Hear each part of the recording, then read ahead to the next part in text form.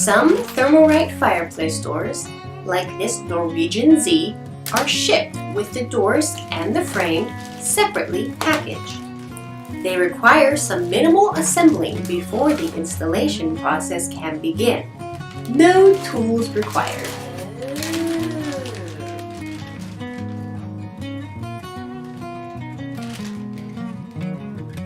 Lay the frame down on a flat, clean surface. Take one of the bifold doors, keeping it folded, and tilt it so that it fits inside the frame. Make sure the pins are turned horizontally and not vertically, or they won't go into the retainer clips.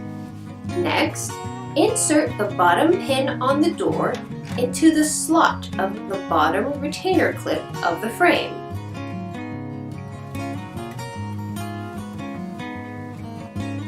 Begin to straighten the door, gently pushing down on the bottom retainer clip. Slide the top door pin along the frame's top retainer clip until it snaps into the slot. Repeat with the other door.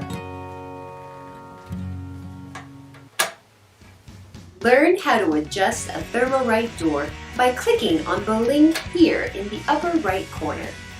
For more helpful videos, subscribe to and explore our channel.